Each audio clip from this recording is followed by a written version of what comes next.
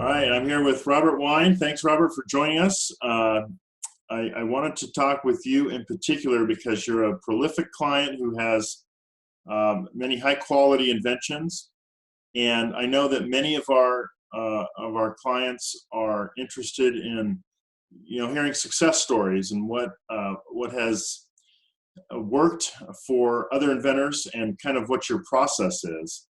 So why don't you just tell us a little bit about yourself and how you kind of caught the inventor's bug and kind of what your approach is to inventing and going forward with an idea or not. Yeah.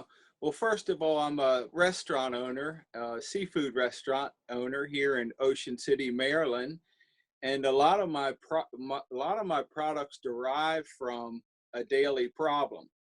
So we're trying to solve problems in the restaurant business, whether it's odors, flies, slip and fall accidents, whatever it may be. And in trying to solve these problems, I have a chemist I work with, which helps put together I would identify the problem. He will come up with the recipe. And then, of course, Kevin, we start with you. We always reach out to you to run the idea past you, see how novel it is. We also, second base is we work with you to do a patent search, Right. and then we move forward into, would this be a design patent or a utility patent? So a lot of my products derive from solving an everyday problem, just coming up with a simple solution. I think that's probably how a lot of people do it. But now, how do you approach the market size, or what effect does market size have on your decision whether to pursue something? Well, I have a little advantage where I work with different vendors and brokers who sell us products at the restaurant. So I first see if they have such a product to solve the problem. And if they don't have a product to solve the problem, then I know there's a market space. We have some market space to enter into. So then I reach out to you and we proceed forward. But Right. I'm not a type of inventor that wants to come up with something to I don't want to do another barbecue sauce. I just don't want to be in a very competitive space. So what we try to do is come up with something novel that nobody has, and reach out, retain you. And then once we retain you and we receive our patent pending, then we have some protection. Then we proceed forward and start either manufacturing the product ourselves or submitting it to manufacturers. Okay. Excellent. So why don't you go through a couple of your products, and if people can pick them up somewhere, let us know how they can do that. Yeah, one of our products we designed is a all natural granule that absorbs liquids, neutralizes odors with a pleasing cherry fragrance. And this product is right here. It's simply called Trash Can Cure. And you can go to trashcancure.com. And basically what it is you cast the granule in the bottom of your trash can and or dumpster if you had a restaurant. It suppresses the odors, neutralizes the odors, a lot less flies. And what we want at our restaurant is people to smell our yummy food, not the dumpster. So this Right. works for pet odors, diaper pails, and you were very involved in this, Kevin, where you, being an engineer, helped me figure out some things for one of our utility patents, which I greatly thank you for that. Yeah. Well, that's, I don't do engineering services per se, but if I can jump in and think of an improvement or whatever, I'm happy to give those to the client. So I'm glad that was instrumental in this case. Yes. What I love about this product is that you're literally buying it and throwing it away. I mean, it's Yes. it's brilliant, and yet it Yes. works. I know it works because I have some, and we have a fair number of people in our family, so we generate a fair amount of trash, and I know that those can get a little ranky after a while. So I'm a believer, and I think that there's just an incredibly huge market. Not only every restaurant, but I think residential. I mean, anyone who has a dumpster, really. Well, anybody that has trash, and what I say, if you have trash, you have odors, with trash. So yeah, it works out great. And this one, the utility patent, and then some other products of ours This one here, we designed a cookie for the restaurant industry, paralleling a fortune cookie, but it Mhm. was more of a novelty cookie. And you worked and you received this patent here for us of a design patent. That was So one of the this first one ones we here did. would be that was one of the first ones. So Yeah. here is a design patent of the cookie, and over here would be a utility patent. So any clients that reach out to you can, lean on you for your expertise to which route to go. And I think it's important for your clients to know that there's a big price difference between a utility patent, which is around $5,000, and a design patent, which is about $1,000. And it's easier for your clients to receive a design patent than a utility patent. Yeah. And the If that, design is kind of a shape, if you will, and a right. utility is kind of the internal gears or recipe. Uh-huh. Yep. Yep. And it's important to note that they're not mutually exclusive. You can get both types of patents on the same product, if it makes sense. And it doesn't Yeah. always make sense to file a design patent. Like certainly on your cleaning or your quick dry solution, there's no point in doing a design patent on that. It's a solution. In fact, we don't even Yeah. have drawings in the utility patent for that one. Yes. And I'll show you that one now. That one you actually proceeded forward, Kevin, and we received a international patent for this one. And this product is just designed to help prevent slip and fall accidents. There's no products out there like this one that are designed when you mop a floor or clean up an oil spill or a soda spill. It dries in seconds, not minutes. So you went ahead and received the utility patent for us here in the United States, Yep. and we also filed this one international. And this one was a utility patent. Yeah, yeah. As a composition, it would have to be. And what I love about this one is that you can. I mean, how many slip and fall accidents are there in the United States? Did you ever come up with a number on that? Oh, it's the second largest accident claim behind car accidents. No So kidding. it's number two, and the Huh. average slip and fall accident is $22,800 to satisfy a claim. Wow. So they have no defense on a claim, because if you mop the restaurant's floor with soap and water, you created the accident. This dries in seconds, and it's called a RTU, ready to use product line, and you just pour it right out of the gallon into the mop bucket, and it dries in under 30 seconds, and it lifts oil and everything. So again, there's nobody in this market space that we're in. So that's why we pursued it. Yeah. Excellent. So what makes you decide to go forward? I mean, obviously, you have to sense the need yourself. That's one thing. And then second, you have to perceive that no one else has really solved this problem. And third, I'm assuming that once we get the patent search back, if it looks like it's good news, at that point it's a green light. Are there any other criteria that you use?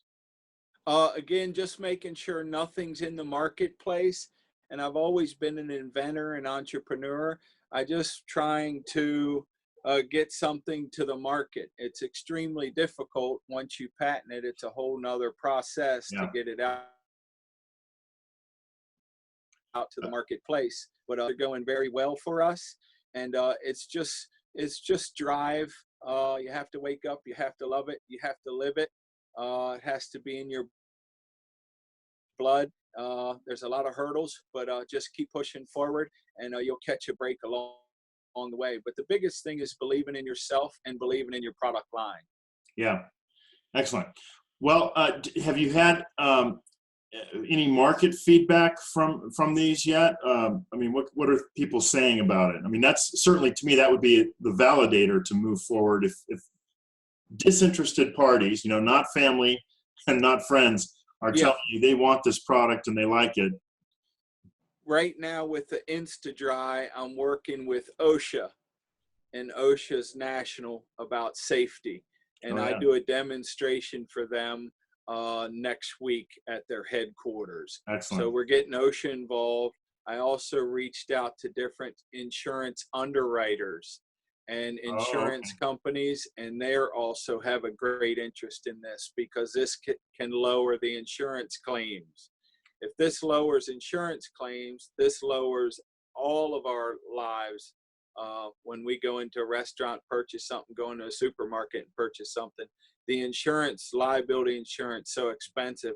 I'm hoping to lower this for all of us. lower the premiums Lower the and therefore the premiums, cost. Yep, exactly. excellent, very good.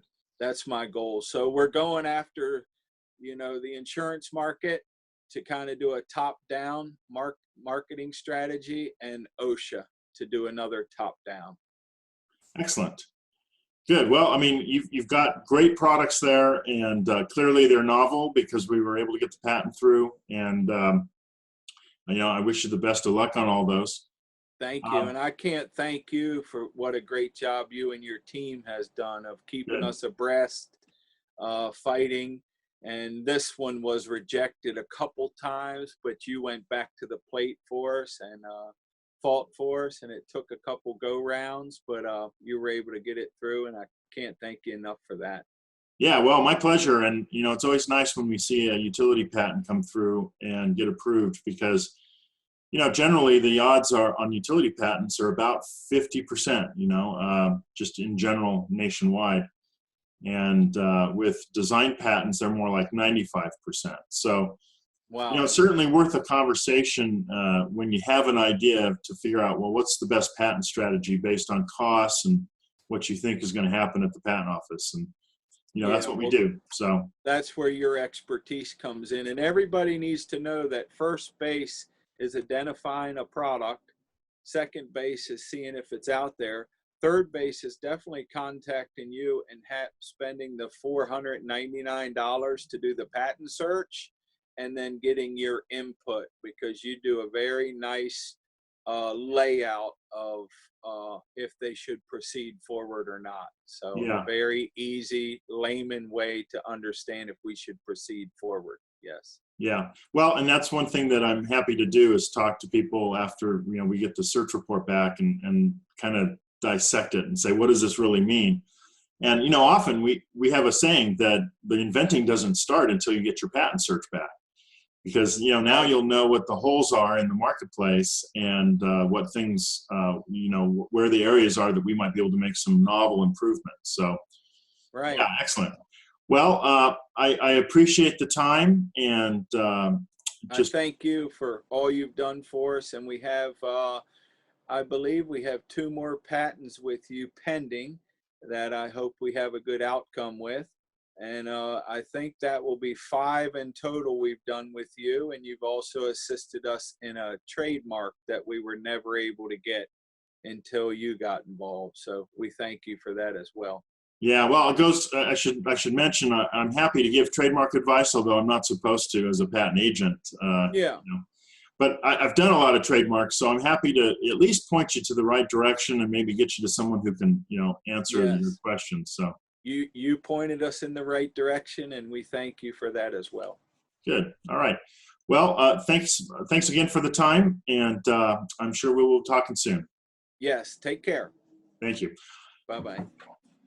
All right, now, Robert, if you want to maybe. I hope that was okay. That was sweet. That was perfect, man. We can get a lot of good stuff out of that. Yeah. If you have like 2 or 3 newbie questions that you'd want to ask, as though you're, just coming into this. Yes. Maybe that we haven't touched on, and then I can kind of give my answers. And then we'll probably make those into kind of a 30-second to 60-second video for Facebook ads. Yeah. That'll get people to click over and then hopefully, be able to use some of our services. Yeah, that's fine. Yeah, I'll ask you a few questions. Okay. I came up with an idea, and I want to know how I start. What is first base? Where should I begin with retaining your services? Well, the first thing is let's talk about the idea itself. It may be that it's not something that's patentable. If it's something that would be more appropriate for a trademark or a copyright, I'm going to steer you in that direction. But if it is something that is patentable subject matter, the kind of thing that you would apply for a patent with, then we can talk about, you know, what makes the most sense in terms of the type of patent.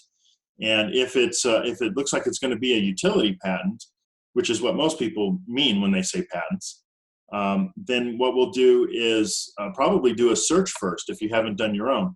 Now, a lot of people have Googled it and they've gone on Amazon to see if they can find it, and they haven't. And so they think it's not out there, but that's just a market survey. That's not really you know, that's different than a patent search, which we're coming up on 10 million patents now in the United States. And so it's very hard to be the first inventor on something. And Wow. 80 to 85% of the time when we do a search, we find something pretty close.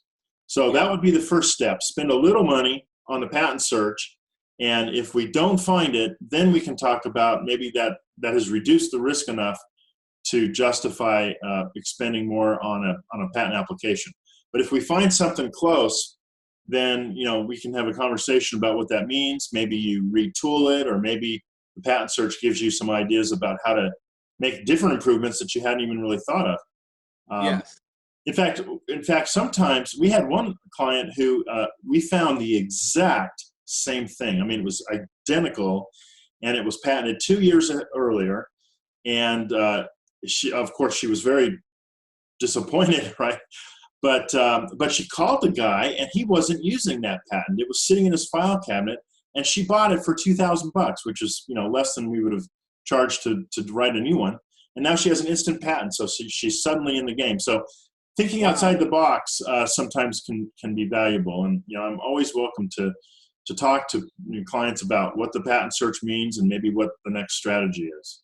Yeah, and I forget if you said it was $500, but it's a nice way to start with just entering in the game with $500 to do the patent search. I think it's $499 to be exact. Yeah, if it's a complex product, it's $499. If it's a fairly simple product, which, you know, about 95% of the searches that we do are, it's $399. So it's actually less. Nice. But anyway, it's at least it's, you know, it'll give you an idea of the state of the art and what we call the prior art patents. Yes, that's very important. And then I think it's important to explain briefly the difference between a utility patent and a design patent, because a lot of people just say patent, but they don't understand there's a fork in the road. There's two different types of patents, which you've done both for me successfully. Yeah, well, so a design patent protects what's called the ornamental appearance of a product, or the way that it looks, as opposed to a utility patent, which protects how something works, or its theory of operation, if you will. And I like the example of sunglasses. You know, if you come out with a pair of sunglasses that has some kind of unique style, it's got a unique look, but it works the same way as every other pair of sunglasses, then for that you would need a design patent. You know, because you can't get a utility patent on it. It works the same way that sunglasses have worked for dozens of years, if not more. So that's where you would need a design patent. Whereas if you were the inventor of polarized lenses, you know, that's something that you would want to get a utility patent on, because that's protecting the theory of operation, you know, how it works to block certain light waves from coming through. And in that case, you don't care what your competitors' sunglasses look like. If they're using polarized lenses, you want to be able to go after them. And so that's kind of the difference. And in fact, of course, with something like that, you could get both, right? You could get a design patent and a utility patent, but they're just different animals, and they just protect things in a different way. Yes, and I will say, you mentioned going after them. Years ago, I had an idea, and I never pursued patent protection of any type. And when I disclosed this idea to a company, they actually took it. And I lost tens of millions of dollars. But in the process, the lawyers continued to beat me up on why did I not have the product patented, protected. So I can just tell everybody it was a long road, a hard lesson I had to learn. But start with patent protection, period, because I lost tens of millions of dollars by not having it patented. Yeah. I hate to hear those stories, but sometimes that's just the way we are. We have to learn things the hard way. I've got my share. I've got my share of stories like that too. So You think? yeah, maybe not tens of millions of dollars, but Yeah. yeah. It was $50 million in back royalties Ooh, once we received their financials through discovery, which is a process through litigation. wow. Yep. So it would have been a lot cheaper, a lot better to get all the patent protection I could get. So Right. that's where And you have to begin. I think what you're learning now is that you're kind of developing a patent portfolio around some of these technologies that you have, and that can be Yes. valuable. Not just having one arrow in your quiver to fire at somebody, but a whole quiver full of arrows, design Yes. patents, utility patents, whatever. Maybe something will stick. Yes. And And it helps too. It gives you a lot more credibility when you're reaching out to a company. Some companies will not entertain an idea. I'm negotiating a deal right now up in Minnesota, and they will not entertain an idea unless you have patent protection. yeah, So it's very difficult to get a company to sign an NDA, a non-disclosure agreement and or confidentiality agreement. But if you say you have a patent in place or patent pending in place, they seem to be a little more workable. And plus right. they take you a little more serious. Yeah. Well, in general, the bigger the company, the more demanding they're going to be in terms of your patent protection. Yes. Um, and at least that's what I've found. And the further down the road you are, the less risk there is to them, right? I mean, if you have the patent Yes. already issued, they can look at it and see what's protected. If it's pending, you may get the patent, but you may not, and so there's some risk there. And Yes. they're just about mitigating their risk to their shareholders, which is understandable. Um, Exactly. But if you have a patent pending, at least you were serious enough about your idea to take it to that level. If that's you right. have the patent pending, that's of course, if you watch Shark Tank, everybody wants to know, i.e. Mr. Wonderful, if you have the patent. Because if you don't have the patent, you're going to get knocked off and you're nothing to me. Right. Well, and that's the second question they ask. What's the first question? Do you know? How much money have you made? That's right. What are your sales? Right. So Yeah. Shark Tank, and we've got a lot of clients who've been on Shark Tank. In fact, in half an hour, I'm going to speak with Judy Edwards from Squatty Potty. They did a great deal with Shark Tank. Oh, they did And a great deal. Yeah. yeah, and anyway, but most of my clients are way upstream from Shark Tank because they don't have sales yet. But once you have Yes. sales, then you can start talking to some of these guys. So definitely. Right. It's all about sales, unfortunately, but you have to be protected so that you don't lose it. Because if you Right. lose it, you won't have any sales. You'll just have a litigation story like I did. And Yeah. nobody wants to hear a litigation story. Yes. Okay. Excellent. Excellent info. Yes. Well, thank you, Kevin. Thank you. I really appreciate the effort that you went to here and the time. We'll chat later. Okay, pal? Okay. Sounds good. Thanks. Be good. Say hi to Rosemary. Yep. Bye-bye. Bye bye.